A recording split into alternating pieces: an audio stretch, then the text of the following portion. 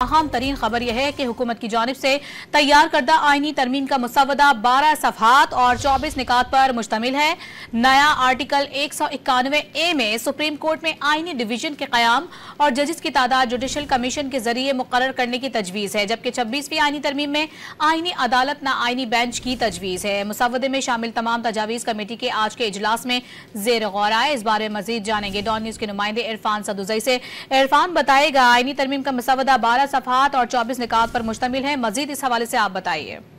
جی، آج جو special committee کا جو اجلاس ہوا اس میں حکومت کی جانب سے جو مسودہ پیش کیا گیا مجوزہ طور پہ اس میں جو تجاویز سامنے آئی ہیں اس میں مزید یہ ہے کہ سو موٹو اوریجنل اور جورسڈکشن درخواستوں اور صدارتی ریفرنسز کی جو سماعت ہے اور فیصلہ آئینی ڈویژن کا 3 رکنی بینچ کرے گا، اور اس کے علاوہ آئینی اپیلوں کی سماعت اور فیصلہ آئینی ڈویژن کا 3 رکنی بینچ کرے گا۔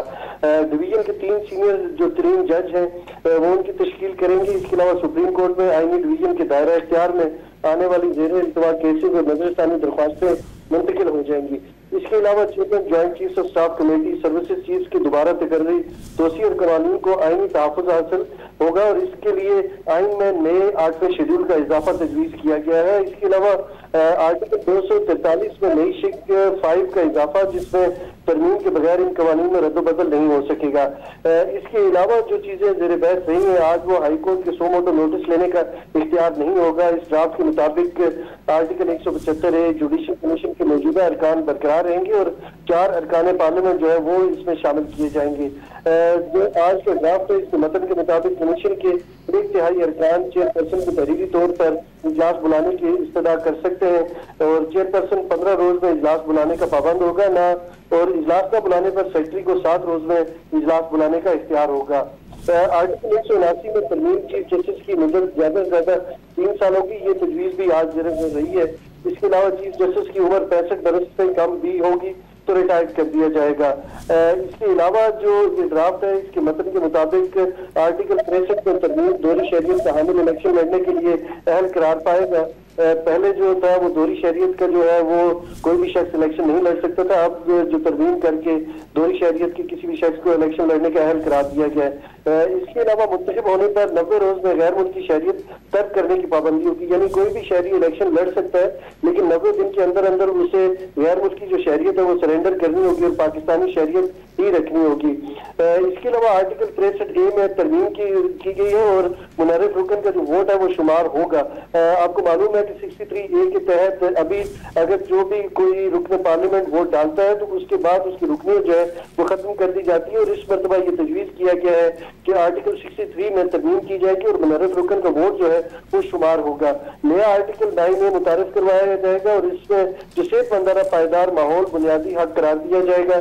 آرٹیکل 48 میں سے وزراء اور وزیر مملکت کے الفاظ حذف کیے جائیں گے۔ یہ چھوٹی چھوٹی چینجز ہیں۔ اس کے علاوہ صرف کابینہ یا وزیر اعظم کی صدر کو بھجوائی گئی سمری کو کسی عدالت میں چیلنج نہیں کیا جا سکے گا۔ یہ ایک بہت بڑا نقطہ ہے جو آج زیر بحث رہا ہے کہ وزیر اعظم کی طرف سے کیا جانے والا یا کابینہ کی طرف سے کیا جانے والا کوئی بھی کام سمری کی صورت میں وہ کسی بھی کورٹ میں چیلنج نہیں کیا جا سکے گا۔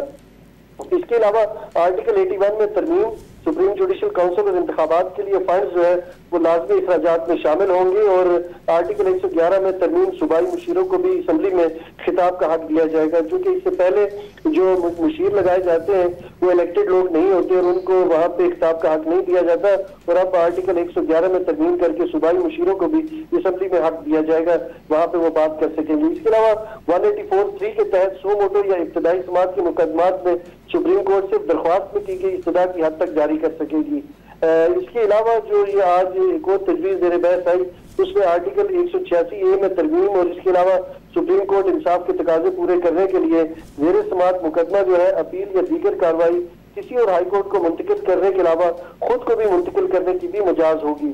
اس کے علاوہ آرٹیکل 187 کے تحت مکمل انصاف کے لیے کوئی بھی حکم جاری کرنے کا اختیار محدود کرنے کی تجویز، اور حکم صرف اپنے آئینی دائرہ اختیار کے اندر ہی جاری کیا جا سکے گا۔ اس کے علاوہ ہمارے ذرائع کے مطابق ڈرافٹ کے اندر جو مزید چیزیں زیر غور آئی ہیں उनमें आर्टिकल 209 में तरमीम और चीफ जस्टिस ऑफ पाकिस्तान के खिलाफ रेफरेंस हो, तो इससे नीचे का सीनियर तरीन जज जो है वो सुप्रीम जुडिशल काउंसिल का हिस्सा बनाया जा सकेगा। पहले इस तरह की सूरत हाल नहीं थी, लेकिन इस मरतबा ये तजवीज सामने आई और जजेस को हटाने की वजूहात में नाकिस कारकर्दगी को भी शामिल कर दिया गया और इसके लिए जजेस की कारकर्दगी पर जुडिशल कमीशन ऑफ पाकिस्तान की रिपोर्ट को बुनियाद बनाया जाएगा। सुप्रीम जुडिशल काउंसिल का अपना जो सेक्रेटेरिएट है वो कायम करने और एक सेक्रेटरी की सरबराही में स्टाफ की तकर्री की सही आईनी तरमीम का मुसवदा 12 सफ़हात और 24 निकात पर मुश्तमिल है, जिसकी तफसीलात आप बता रहे थे। शुक्रिया आपका।